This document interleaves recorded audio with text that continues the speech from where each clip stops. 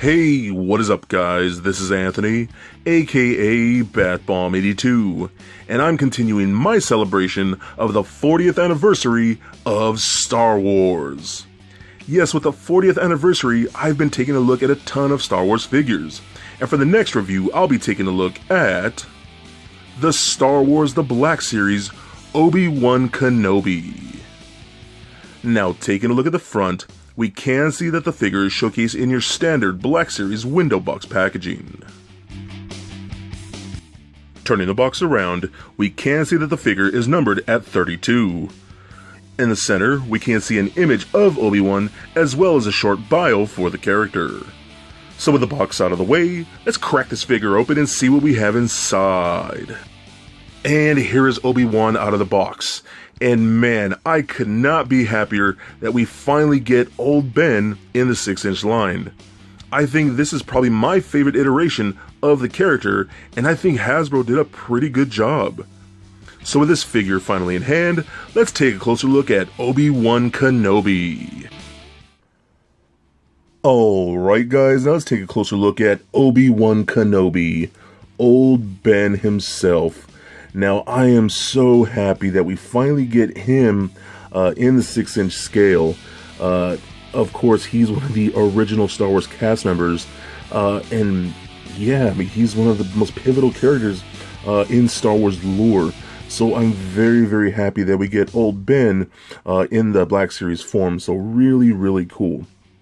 So I want to start off real quick. He does have this awesome robe right here.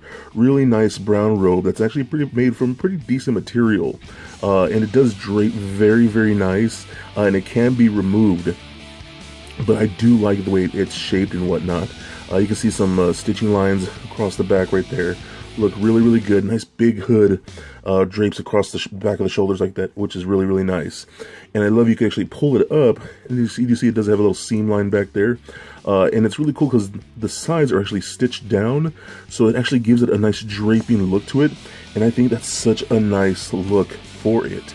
It gives it a more natural look for the draping of a hood over the head, so I like that quite a bit.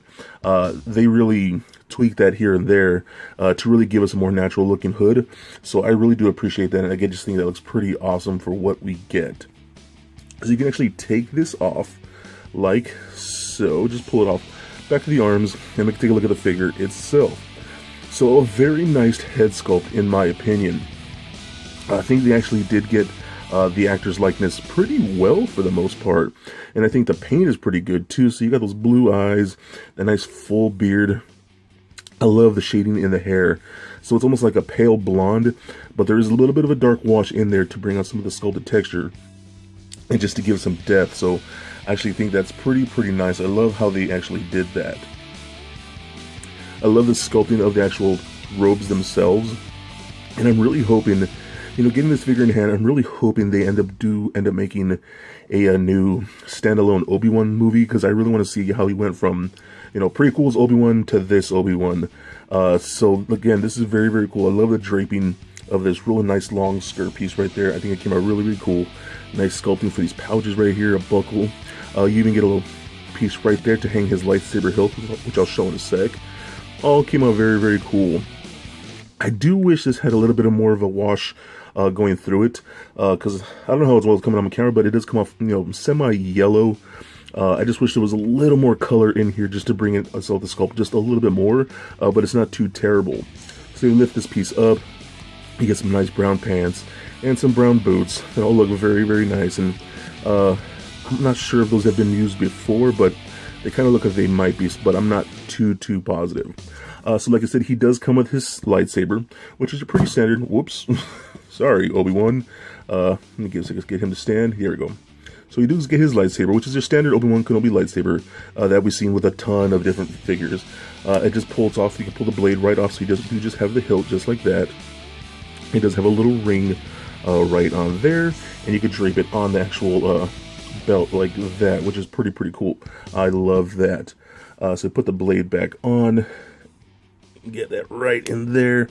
The handle itself is a little more of a gummy plastic, so it's a little more pliable.